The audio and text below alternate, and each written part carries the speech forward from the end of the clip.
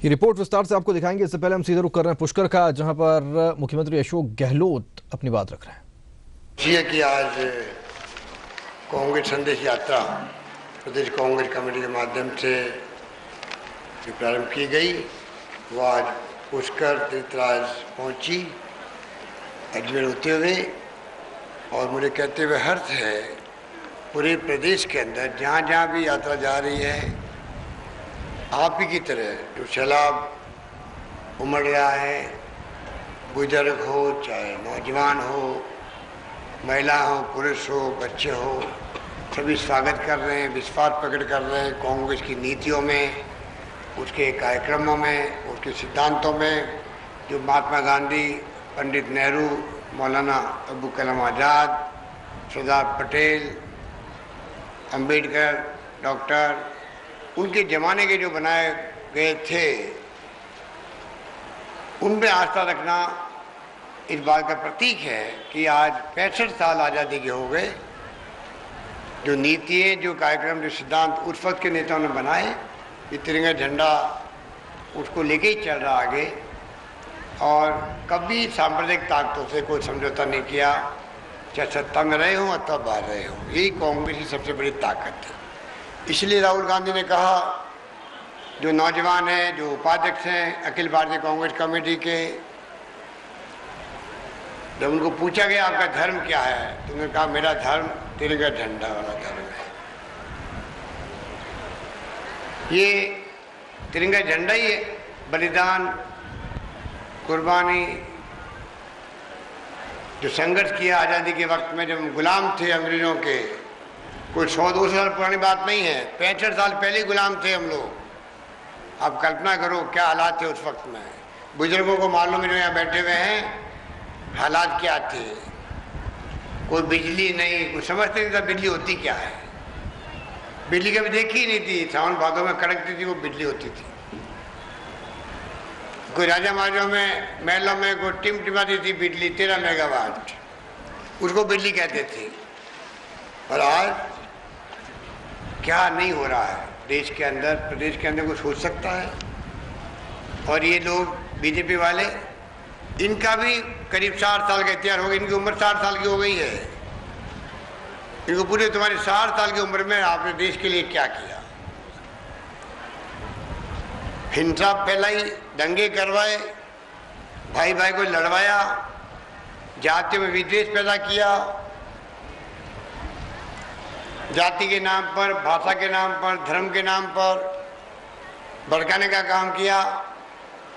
और देख लिया पिछली सरकार के वक्त में तो हिंसा किस रूप में फैली। अभी डॉक्टर चंद्रबान जी बता रहे थे आपको, 21 बार गोली चलना, गोली कांड होना, 90 लोगों का मारा जाना, किसानों का, टोंक के सोयला में, गठाना रावला में, गंगानगर, छितर गुजर मारे गए।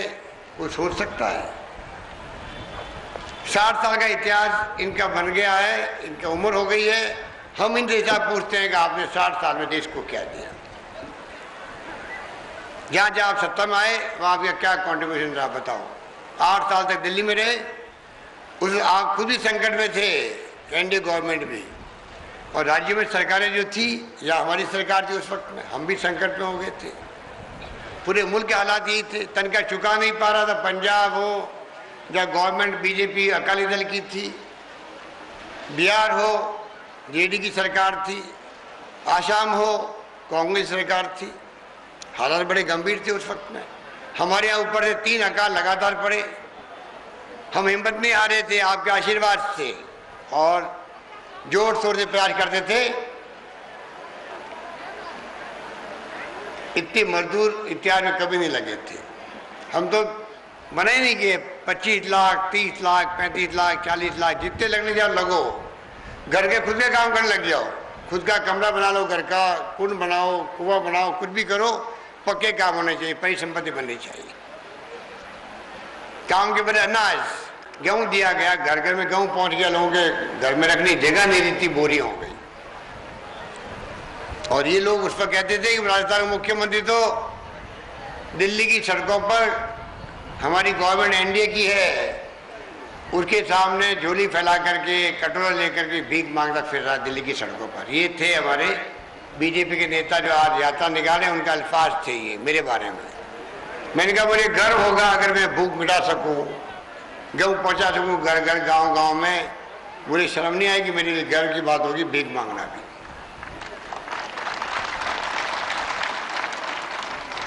ये कहते थे भूख से लोग मरेंगे, आज यात्रा में निकल पड़े फिर।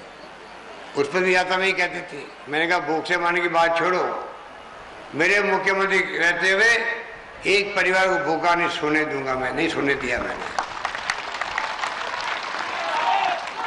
जनता भूली नहीं है इन बातों को। सरकार चली गई अलग बात है, क्योंकि कर्मचारियों को भड़का दिया उन्होंने।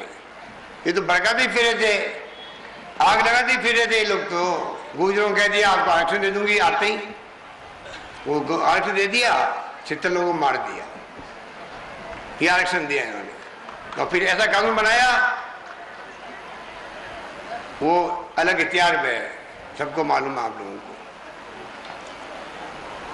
इसलिए वो लोग हैं जो उस पर भड़काते थे, कर्मचारियों को भड़का दिया, आपको बोनस नहीं मिल रहा है, सरकार नहीं दे रही है आपको।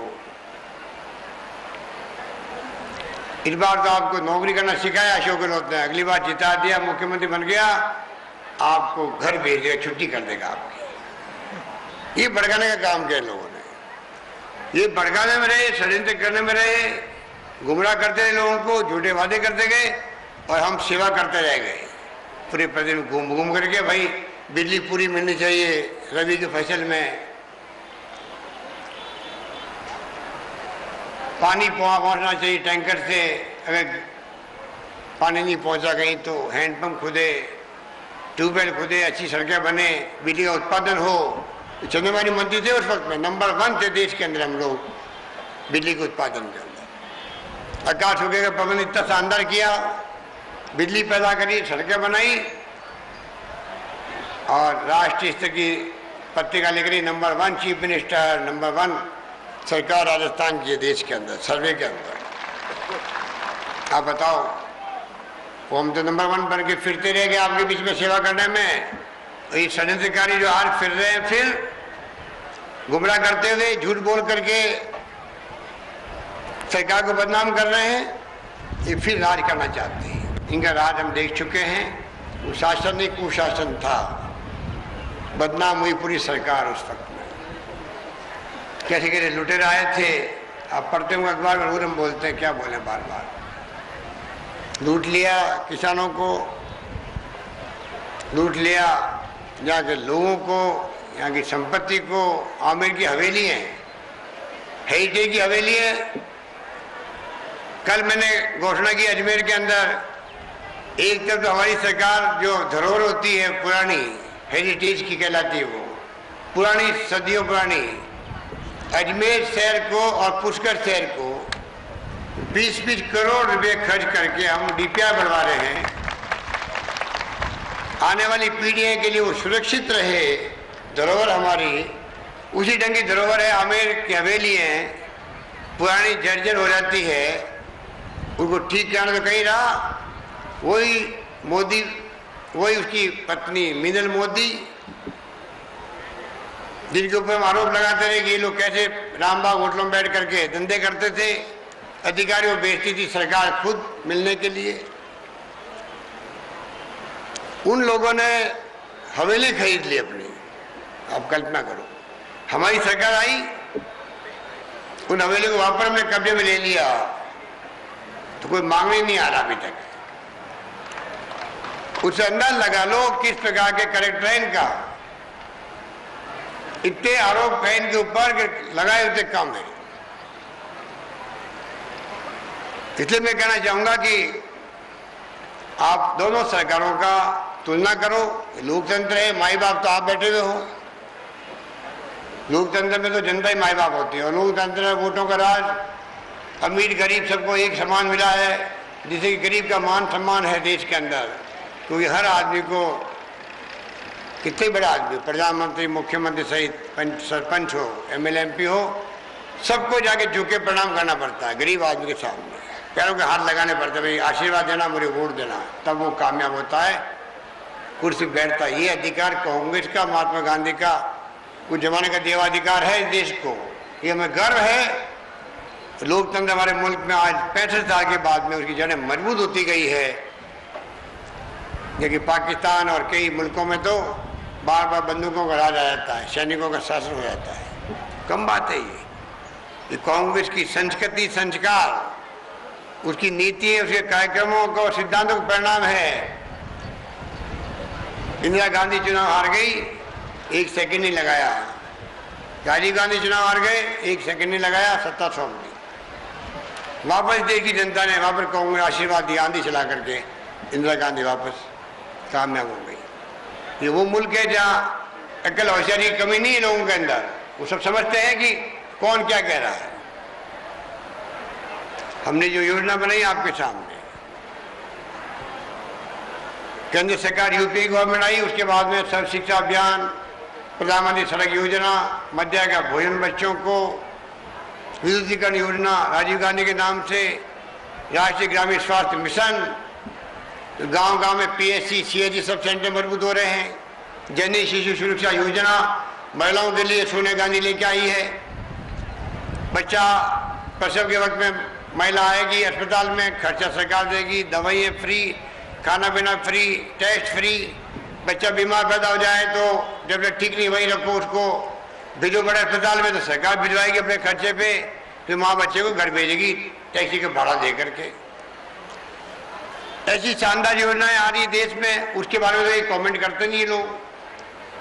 हमने योजना बनाई है गेहूं की, आवास की, हर गरीब का पक्का छत बन जाए, 1 कमरे का 2 कमरे का, किसान का ब्याज मुक्त ऋण मिले उसको 1.5 लाख तक का, 2 रुपये पशुपालकों को एक्स्ट्रा मिले प्रति लीटर दूध के भाव के अलावा, सरकार देगी अनुदान 150 करोड़ रुपए का,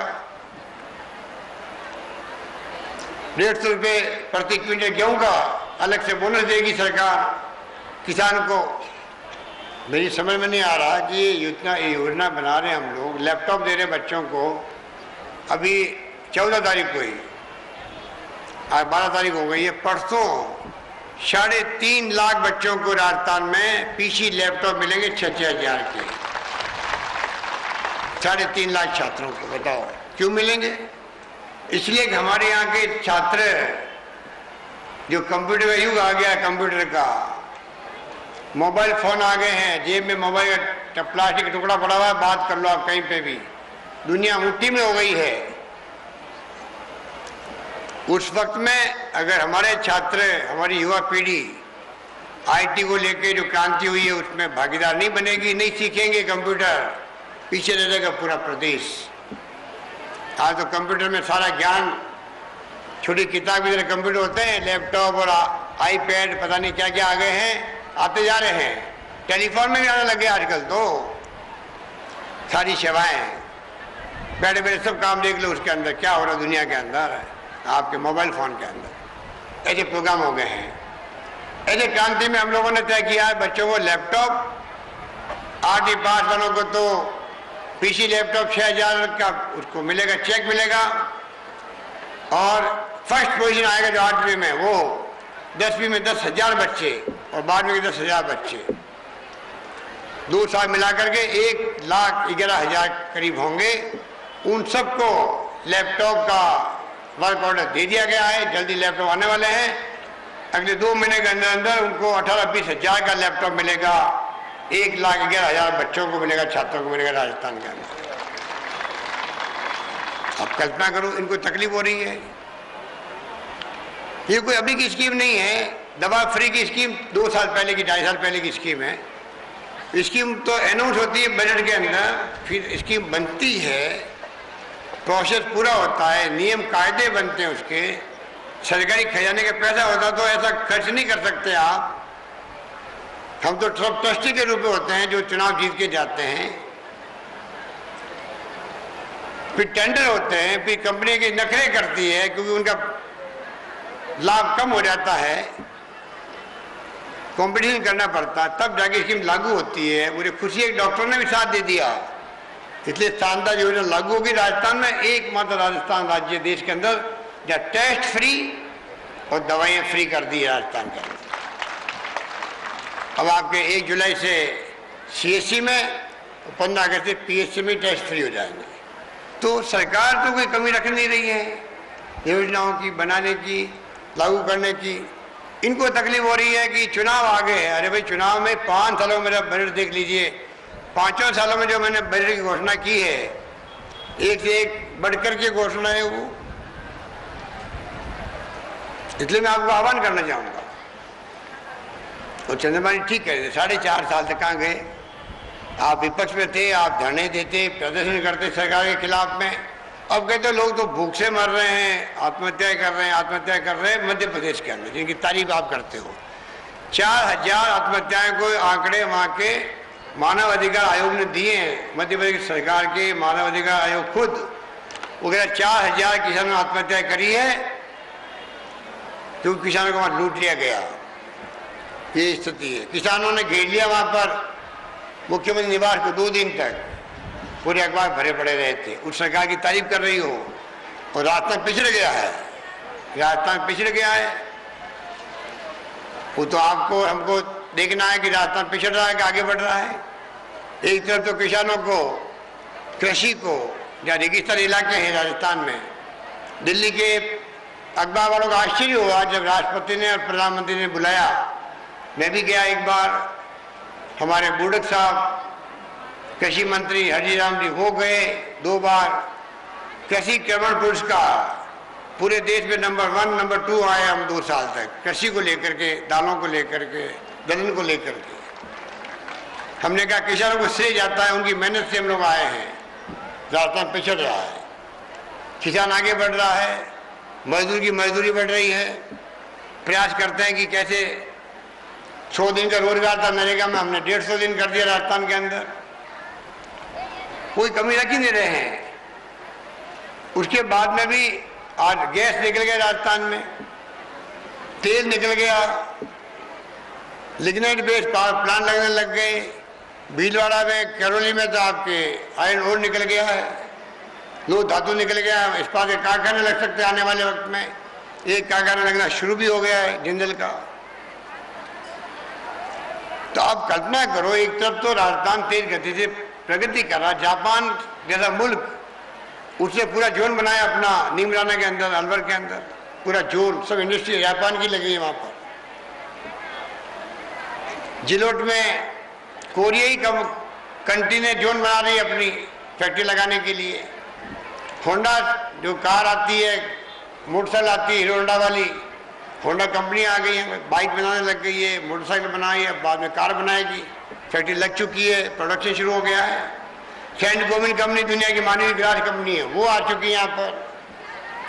मुझे समझ में नहीं आता कि इनके बुद्धि का दिवालियापन कहूँ या क्या कहूँ, कि जानबूझ के बोल रहे हैं, लोगों को गुमराह कर रहे हैं, उनको डिमोरलाइज कर रहे हैं, उनका मनोबल तोड़ रहे हैं कि आप पिछड़ गए हो भाई। अरे चुनाव जीते खाते कुछ तो सच बोलो, जो अच्छे काम किए वो बताओ, फिर कहो ये आपको ये भी करना चाहिए था, आपको ये भी करना चाहिए था, आपने ये काम क्यों नहीं किया। हमसे सवाल करो, हम आपकी बात मान लेंगे, आपके अच्छे सुझाव मान लेंगे, वो भी लागू कर देंगे। कहो तो सही, तो आप इसलिए नहीं कहते हो कि जनता को दुखी होने दो, दुखी हो गए जनता फिर वोट हमें दे देगी, हम सत्ता में आ जाएंगे। ये लोकतंत्र है। लोकतंत्र नहीं, ये फासिस्ट सोच होती है, सामंती सोच होती है, घमंड अहम होता है जिनके अंदर, वो इस प्रकार की सोच रखते हैं।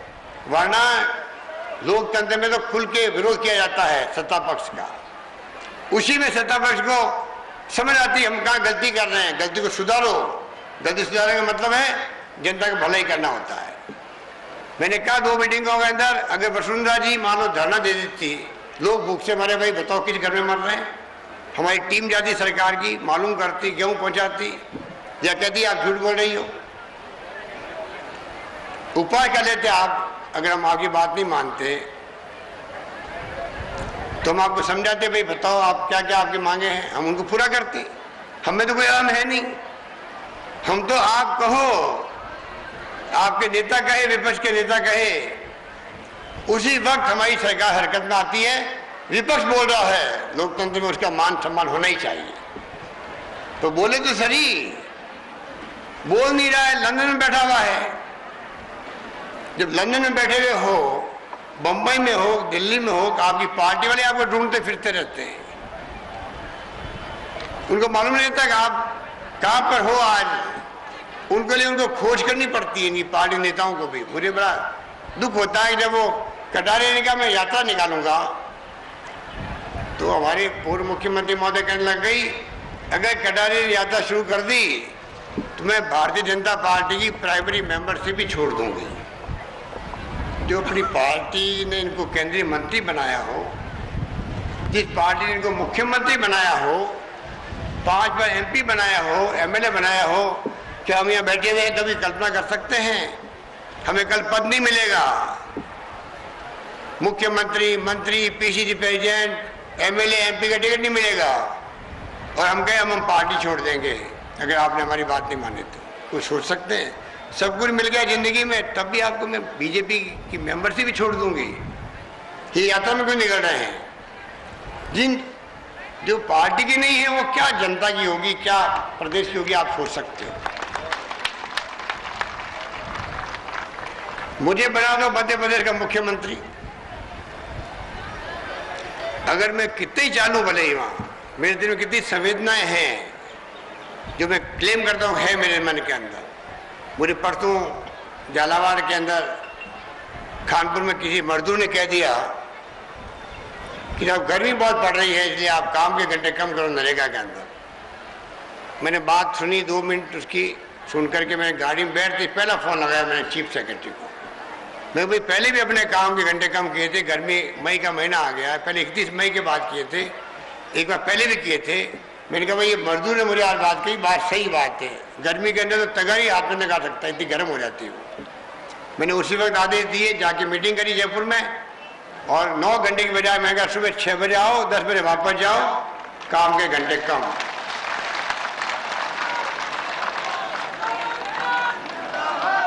और तो और काम के घंटे भी कम, और काम करना जो है पहले 30 मिनट कम किया हुआ था, हमने 20 मिनट और कम कर दिया जिससे कि मजदूरी पूरी उसको मिले। काम कम करे तो मजदूरी पूरी मिले, इसलिए वर्क भी कम कर दिया और काम के घंटे कम कर दिए। तो मैं पूछना चाहूंगा इनको, आप जो है इतनी लंबी चौड़ी बातें कर रहे हो यात्रा निकाल करके, और रोज का टीवी में देखते होंगे आप क्या क्या बोल रहे हैं मुख्यमंत्री के बारे में भी और सरकार के बारे में भी। अब उनको क्या तो जवाब दें जिन्होंने कोई अपना कर्तव्य निर्वहन नहीं किया हो राजस्थान के अंदर, जनता जानती हो। क्यों तो इनको हटाया पहले नेता प्रतिपक्ष से, क्यों बनाया, क्यों खबरें छपाई, मैं पार्टी तोड़ दूंगी, 56 MLA पहुंच रहे दिल्ली में, खुद ही छपा रहे हैं, खुद ही खंडन कर रहे हैं। इनकी फितरत के अंदर है, जो सब चालाकी है सब जानते हैं हम लोग, इनकी पार्टी वाले भी जानते हैं। इसलिए मैं कहना चाहूंगा कि 5 साल बेमिसाल रहेंगे, ये मैं दावे के साथ कह सकता हूँ। और मैं जनता में छोड़ता हूं कि वो तय करेगी कि कौन 5 साल के शासन में किसने क्या किया जनता के भलाई के लिए। पुष्कर के लिए तो मुझे खुशी है कि पहले भी आपको मालूम आया था, मैं यहाँ पर सरकार बनते आया था, मैं 48 करोड़ की योजना थी, फिर निर्माण से 2 वर्षों में पानी की आवक तो बड़ी है, पर फिर भी जो है बरसात आने के बाद में पानी जल्दी घट जाता है पुष्कर का। ये चिंता का विषय बना हुआ आज भी हमारे लिए। इसलिए हमने वैज्ञानिक अध्ययन कराने के लिए national institute of hydrology Roorkee है, उनको काम सौंपा है। आप मालूम करके बताओ पुष्कर तीर्थ का पानी बरसात के बाद में आता है, फीडर ठीक होने के बाद ज़्यादा आने लग गया। उस पर 48 करोड़ का प्लान था हमारा, ये कम क्यों हो जाता है वो बताओ। तो अगर एक्सपर्ट बताएंगे तो कितने पैसे खर्च होंगे तो हम करेंगे। हम चाहेंगे पुष्कर तीर्थ का पानी का लेवल बढ़ा रहे हमेशा, और ये धार्मिक स्थली है, उसी रूप में इसको हम लोग प्रायोरिटी देंगे, मैं कहना चाहूँगा।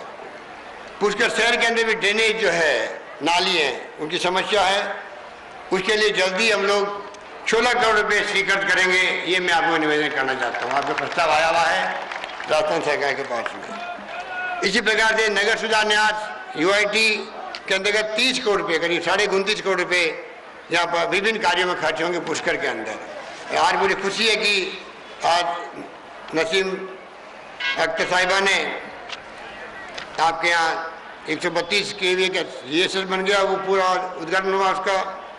डाक बंगले का शिलान्यास, खेल स्टेडियम का शिलान्यास, पुष्कर खड़ी बाईपास सड़क बनेगी, उस काम को हमने आज प्रारंभ किया है। इस प्रकार से जो मांगे आपकी, कई मांगे हैं, मेरे पास लंबी लिस्ट है कि जो जो आज तक उपलब्धि हुई है, वो नसीम अख्तर साहब ने बताया आपको, हमारी शिक्षा राज्य मंत्री ने। मैं उनको वापस रिपीट नहीं करना चाहूँगा, खाली आपको मैं इतना ही कहना चाहूँगा। एक तरफ आपकी जनप्रतिनिधि सचिन पायलट हो, तब नसीम अख्तर हो, कोई कमी नहीं रख रहे हैं। जितने हमारे साथी बैठे हुए, रघु समारी बैठे हुए हैं, शिवजी जी बैठे हुए हैं, महेंद्र गुजर जी बैठे हुए हैं, सब लोग, कुमावत जी अभी आगे मीटिंग में लेंगे, कोई कमी नहीं रख रहा है। जो आपने आशीर्वाद दिया, आपके आशीर्वाद से सरकार बनी, कुछ कमी रह गई तो हमारे बीएसपी के कुछ साथियों ने सहयोग किया, इंडिपेंडेंट एमएलए ने, 16 लोगों ने सहयोग किया और उनके सहयोग से हमने सरकार चलाई।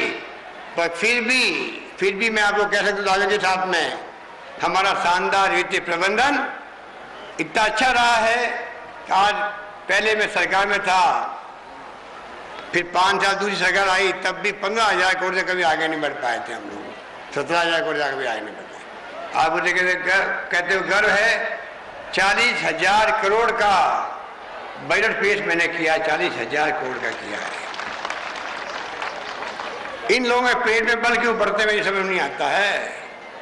इनको खुश होना चाहिए, अगर जनता के हितैषी है, इनको खुश होना चाहिए, भाई सरकार 40,000 करोड़ का बजट पेश किया है। और तो और एक बात मैं और कहना चाहूंगा, इन्होंने पंचवर्षीय योजना बनाई थी 71,000 करोड़ की, अपने वक्त में सरकार बदल गई, इनकी चली गई 1.5 साल में ही। मैंने उनको बढ़ा करके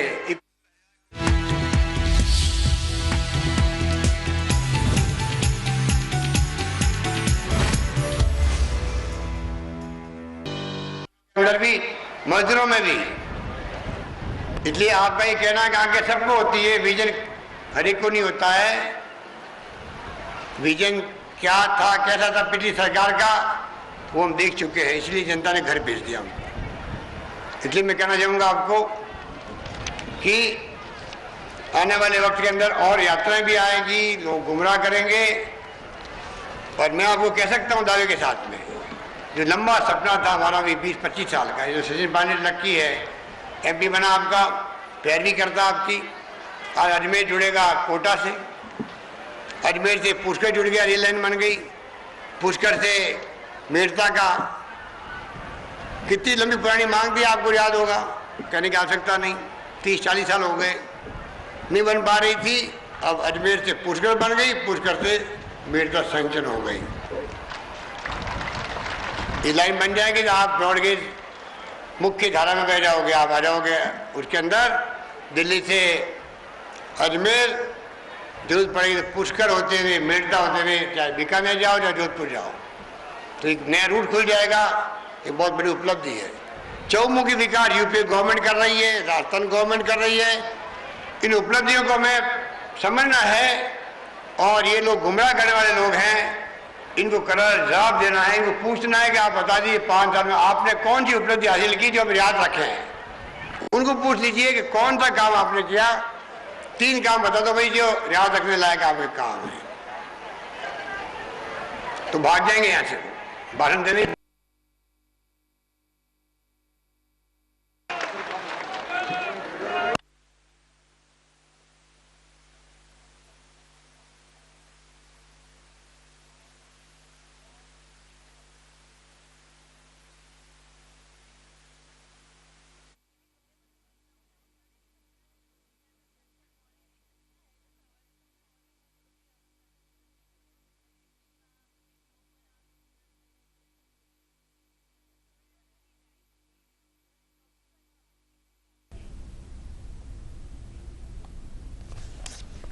तो इस वक्त आप सीधा प्रसारण सुन पा रहे थे, देख रहे थे मुख्यमंत्री को तीर्थराज पुष्कर से कांग्रेस संदेश यात्रा के तहत जब ये यात्रा पुष्कर पहुंची तो वहां मुख्यमंत्री ने जनता को संबोधित किया और अपनी सरकार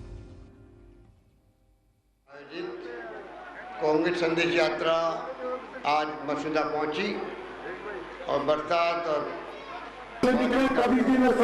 दिख रहा है, ये भी सुकून लेके आया है। पिछले 3 साल से अच्छा मानसून आया राजस्थान में और हम सबकी प्रार्थना रहेगी भगवान से भी कि इस बार भी मानसून शानदार रहे। उसका आगाज दिख रहा है और जो माहौल में देख रहा हूँ आपके बीच में, मुझे उससे बहुत प्रसन्नता हो रही है कि राजस्थान का किसानों के चेहरे पे मुस्कुराहट रही है। पिछले 3 साल से कहीं कहीं पर अकाल सूखे की स्थिति बनी है, तो पूरे प्रदेश में अच्छा मानसून आया, उसका लाभ मिला। ओलावृष्टि हो गई, उसके कारण से भी कुछ लोगों को तकलीफ हुई। अभी हमने 535 गाँवों को 3 दिन पहले ही अभावग्रस्त घोषित किया और वहाँ पर तमाम तरह की गतिविधियाँ जो अकाल सूखे में बढ़ती हैं तब राहत मिलती किसान को, वो देना हमने प्रारंभ किया है। ये मैं आपको निवेदन करना चाहता हूँ। नरेगा के अंदर भी हमने कहा गर्मी और लू ज़्यादा है, दोपहर को काम करते हुए तकलीफ होती है, तगारी और फावड़े भी गर्म हो जाते हैं, लू के थपेड़े होते हैं। तो हमने कहा कि 9 घंटे की बजाय सुबह 6 बजे आओ नरेगा में और 10 बजे वापस चले जाओ, लू किसी को नहीं लगती। इस प्रकार के फैसले हमने अकाल सूखा पड़ा था कोई ज़माने में तब भी लिए थे। जब जब सूखा अकाल पड़ा सरकार ने संवेदनशील होकर के आगे बढ़ के, किसी ने मांग नहीं करी, तभी हमने फैसले किए। और तो और नरेगा का जो टास्क होता है, काम करने का माप होता है, उसको पहले 30% कम किया था, अब 20% और कम कर दिया, जिससे कि 4 घंटे काम करने के बावजूद भी मजदूरी पूरी मिल सके। ये हमारा प्रयास है, ये मैं आपको कहना चाहता हूँ। इसलिए रामचंद्र जी ने कहा 2 रुपये किलो, 2 रुपये लीटर जो हमने अनुदान दिया है, ये बेमिसाल है। पहली बार पशुपालकों को मिला प्रदेश के अंदर। 150 रुपये हमने प्रति क्विंटल गेहूँ के लिए हमने बोनस दिया है राजस्थान के अंदर, वो भी पहली बार हुआ है। पहले 100 रुपये किया था, इस बार 150 रुपये कर दिया। तो कोई कमी नहीं रख रहे। अभी 100 करोड़ रुपया अलग से हमने गायों के लिए विभाग बनाया सरकार का। गौशालाओं को मदद करने के लिए हमने ये संकल्प किया है कि जो गौशालाएँ चलती है, दानदाता तो मदद करते हैं, अकाल सूखा जहाँ पड़ गया है या अभावग्रस्त घोषित हुए हैं, वहाँ पे हम इमदाद करें, वो अलग कर रहे हैं।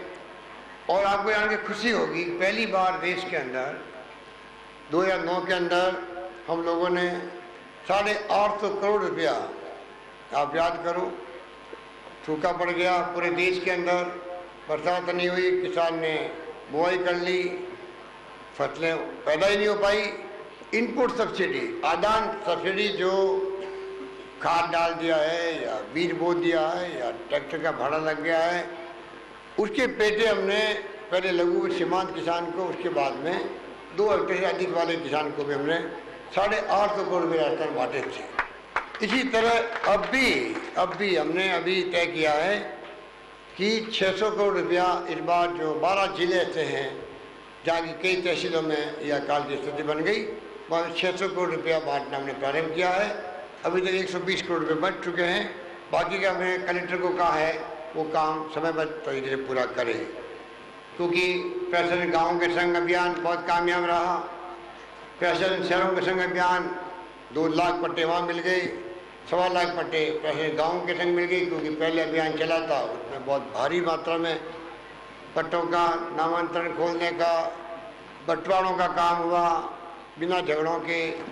आप कल्पना करो, अगर 5000 से ज़्यादा बंटवारे अगर अजमेर में हो जाए और वो बंटवारे अगर राजी खुशी हो जाए, इससे बड़ी बात क्या हो सकती है। पैशन गाँव के संग में म्यूटेशन की बात हो, खातेदारी की बात हो, पेंशन की माह अभियान जो शुरू किया गया है, आपको जान के खुशी होगी। अभी तक करीब 11 लाख लोगों को स्वीकृति हो गई है पेंशन राजस्थान के अंदर नए अभियान के अंदर, और ये अभी अभियान चलेगा। जितने ही बुजुर्ग हैं हमारे, 55 साल की महिलाएं, 58 साल के पुरुष, जो देश में कुछ राज्यों में ही होगा, बाकी जगह तो 60 साल, 65 साल, 75 साल की उम्र होती है।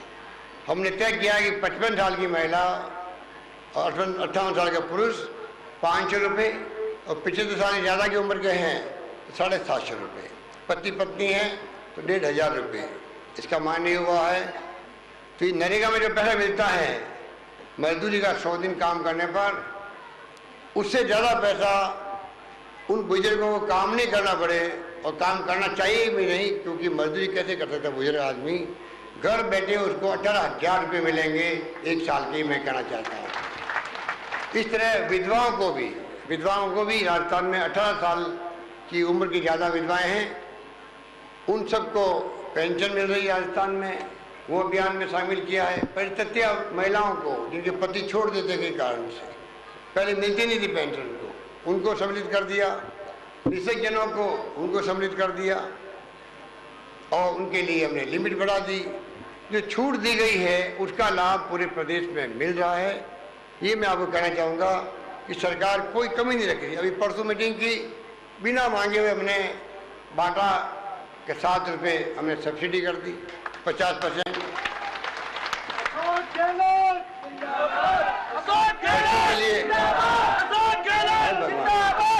हे भगवान रामचंद्र जी। इसी तरह से जो पशु की दवाएं, आप पशुपालक बैठे हुए हैं, क्योंकि रामचंद्र चौधरी किसी को बुलाएगा तो पशुपालकों का परिवार तो पहले बैठेगा आगे। तो मैं मान के चलता हूँ आप मेरा अधिकार लोग, किसान तो सभी है, पर पशुपालन का काम भी, डेयरी का काम भी संभालते हैं। आप सोच लीजिए कि जो दवाइयाँ हैं मनुष्यों की तो फ्री करी तो अलग बात है, जांचें फ्री कर दी। जांचें फ्री करना हिंदुस्तान में कहीं नहीं है। दवाएं फ्री भी कुछ राज्यों में है, हमारी तरह की स्कीम कहीं पे भी नहीं है। पहले 400 अब हम 600 तक बढ़ रहे दवाओं में, शानदार स्कीम चल रही है। तो पशुओं की दवाएं फ्री की गई है, बहुत दवाएं महंगी होती है पशुओं की। मोबाइल सर्जिकल यूनिट शुरू की गई है, हर तहसील में जाएगी धीरे धीरे, क्योंकि पशु बार बार अस्पताल आ नहीं सकता है, तो कहते गांव-गांव घूम करके इलाज करें पशुओं का। इस प्रकार से जो योजनाएं हमने हाथ में ली है वो वास्तव में बेमिसाल है। ये मैं आपको कहना चाहूँगा कि सरकार कमी नहीं रख रही है। ये लोग पहले जो आज यात्रा निकाल रहे हैं, इनकी उम्र भी, हमारी तो कांग्रेस की उम्र 127 साल ज़्यादा हो गई, 128 साल के होने आई है, पर ये लोग भी 65 साल की उम्र के जनसंख्या लाती थी, फिर वो बीजेपी बन गई। इनका कोई योगदान नहीं है देश के अंदर। जिस प्रकार से अब ये घूम घूम कर यात्रा निकाल रहे हैं, पहले गौ माता हत्या बंद करो बातें करते थे, राज में आते ही गौ माता को भूल गए, 370 धारा को भूल गए, कॉमन सिविल कोड लाएंगे देश के अंदर वो भूल गए, मंदिर की बात करना तो भूल गए। कभी अपने विचारधारा पे कायम नहीं रहे लोग। ये इनकी विचारधारा ही ऐसी है, इनके ना सिद्धांत है, ना नीति है, ना कोई कार्यक्रम है इनके पास में। ये आपके तिरंगे झंडे वाली पार्टी है, किसानों की पार्टी है, मजदूरों की पार्टी है, गांव की है, गरीब की है, आम इंसान की पार्टी है। सोनिया गांधी ने कहा कांग्रेस का हाथ आम आदमी के साथ, कांग्रेस का हाथ गरीब के साथ। ये कहना ही बड़ी बात है। उसके मायने है कि कांग्रेस हमेशा आम आदमी के साथ खड़ी मिलेगी देश के अंदर आपको, ये मैं कहना चाहता हूँ। इतनी शानदार नेता हमारी हो। राहुल गांधी ने कहा तिरंगा ही मेरा धर्म है, तो आप सोच सकते हो पूरे मुल्क में जो विश्वास है सोनिया गांधी पर, राहुल गांधी पर। और उसी कारण से परसों 3 दिन पहले परिणाम आए। पिछले 6 महीने में आप बताइए 3 राज्य थे बीजेपी के पास में, भारतीय जनता पार्टी के पास में। बड़े दावे करते हैं, बुकलाट के अंदर क्या क्या बोलते हैं। दिल्ली में, राजस्थान में आप देख रहे हो। इनको पूछो आपकी जमीन क्यों खिसक गई।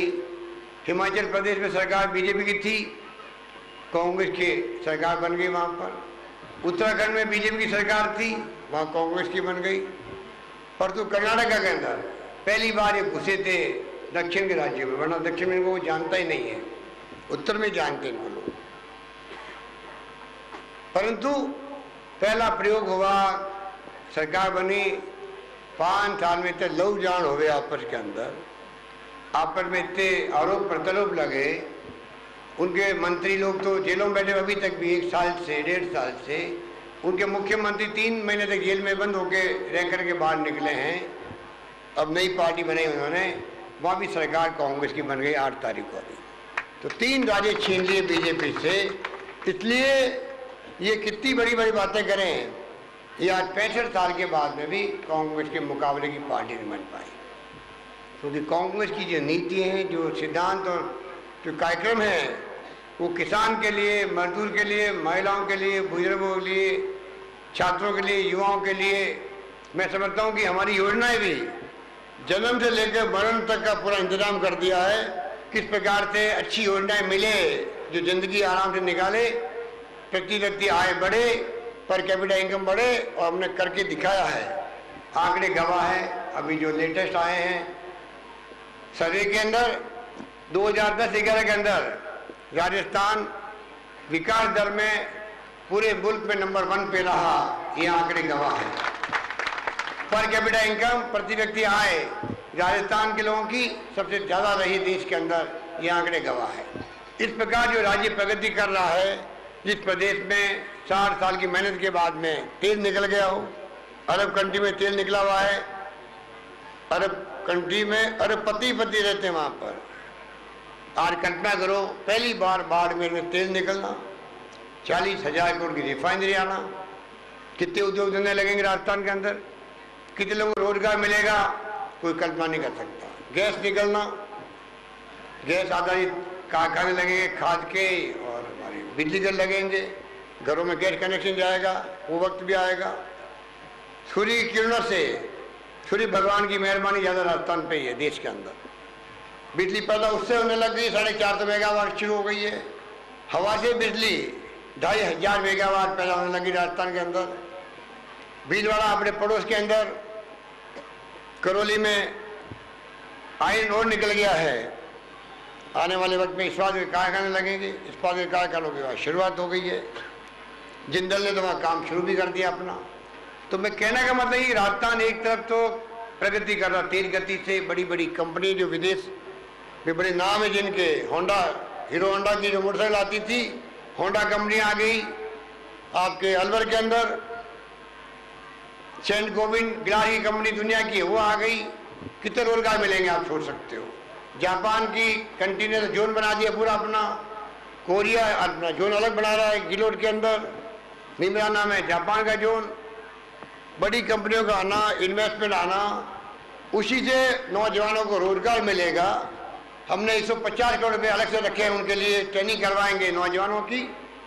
जो 5 ही 5 नौजवान है वो मजदूर क्यों बने, कारीगर बने, फैक्ट्री में अच्छा काम करें, अच्छे पैसे कमाए, खुद का उद्योग लगा दे, छोटा बड़ा धंधा शुरू कर दे। ये सोच करके 2,70,000 नौजवानों को ट्रेनिंग करवाने का हमने हाथ में लिया है। तो आप कल्पना करो, सरकार ने नौकरी लगाई, 1,45,000 नौकरी अभी तक लगाई है। 1,65,000 का प्रक्रिया शुरू हो रही है। चाहे कांस्टेबल की भर्ती हो, 10,000 पहले हो गई थी, 12,000 की चल रही है प्रक्रिया, भर्ती 10,000 की अगले महीने निकल जाएगी। इस प्रकार से थर्ड ग्रेड टीचर की 40,000 नौकरी और निकलने वाली है। पहले हमने 30,000 नौकरी लगाई। तो सरकार अपना काम कर रही है, पर सब लोग सरकारी नौकर बन नहीं सकते। सब विभाग में राष्ट्रीय ग्रामीण स्वास्थ्य मिशन हो, नरेगा कर्मी हो, विद्यार्थी मित्र हो, प्रबोधक हो, हर वर्ग की जो शिकायत है, सरकार ने पिछले 4 साल प्रयास किए हैं कैसे हम उनको मदद करें, जिससे कि वो अपना नौकरी कर सके, ढंग से काम कर सके। जो समस्या आती है, कोर्ट में आती है, कचहरी में आती है, उनको हल करना पड़ता है। एक साथ काम कोई होते नहीं है। अब योजना भी आई, इतनी सारी योजना कोई चुनाव के साल की नहीं है जो प्रचार कर रही है बीजेपी।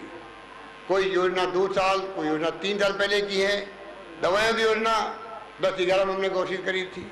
योजना बनना एक बात है, घोषणा होना एक बात है। योजना बनती है, नियम बनते हैं, कायदे कानून बनते हैं, फिर ठेके होते हैं, टेंडर होते हैं, कोई कंपनी आती है दवा देने के लिए, कोई नहीं आती है, लंबी प्रक्रिया पूरी करके फिर लागू करना पड़ता है। इसलिए मैं कहना चाहूँगा योजनाओं की कोई कमी है नहीं।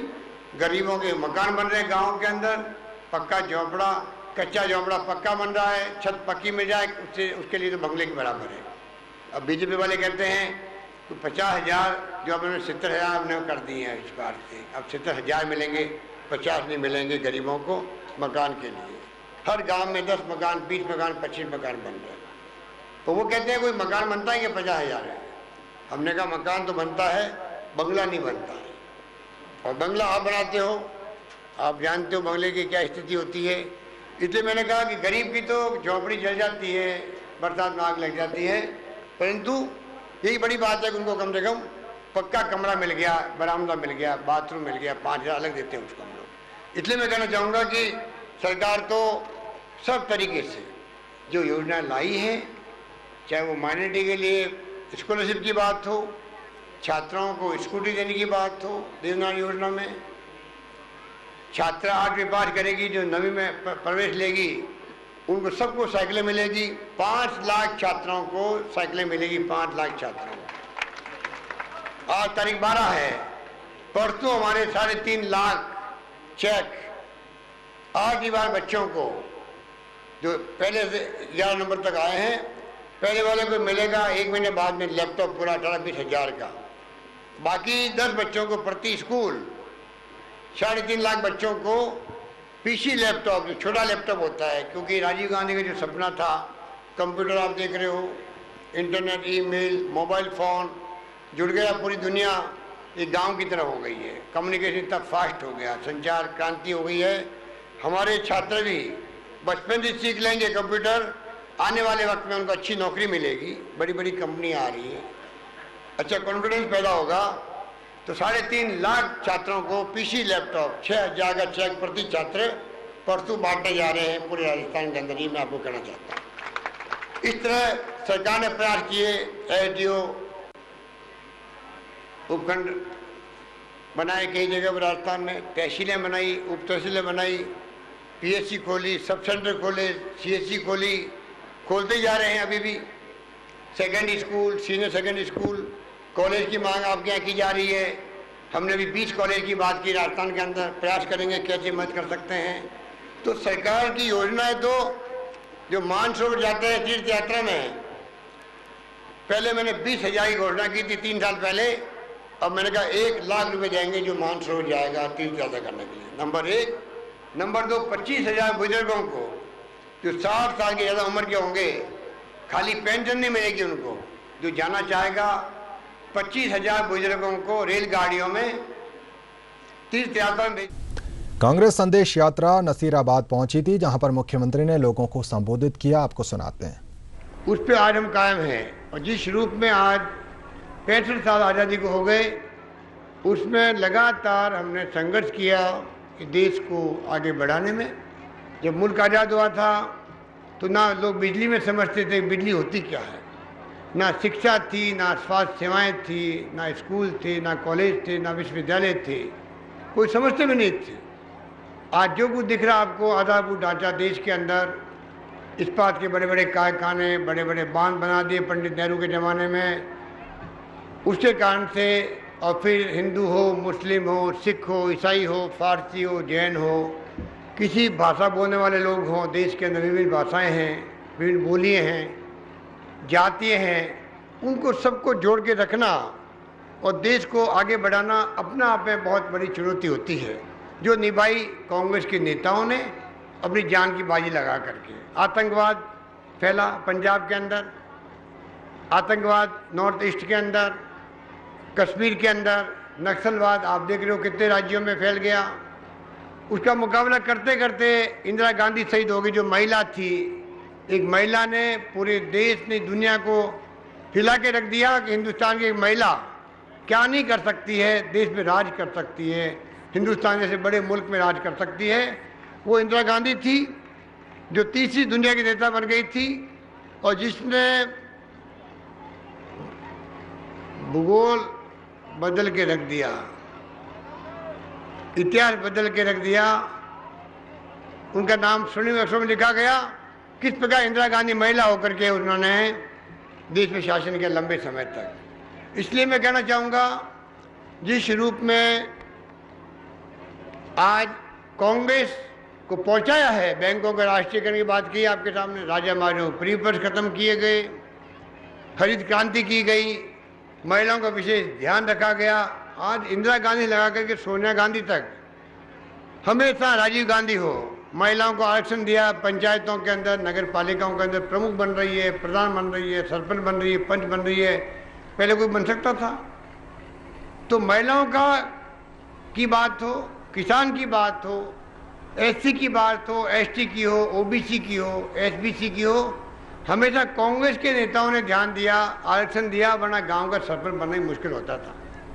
इसलिए आज लंबी सफर तय करते करते आज जहां हम पहुंचे हैं, आज भी गरीबी है, गुर्बत है, महंगाई की मार है, हम सब इस बात को जानते हैं। इस देश में नहीं, दुनिया में महंगाई है, मंदी चल रही है पूरी दुनिया में, अमेरिका में, इंग्लैंड में, जर्मनी, जापान में, और हिंदुस्तान में उसका भी बहुत कम असर पड़ा है, क्योंकि डॉक्टर मनमोहन सिंह जी की नीतियाँ, जिनको सोनिया गांधी जी ने खुद प्रधानमंत्री नहीं बनी, ये तो महिलाएं बैठी।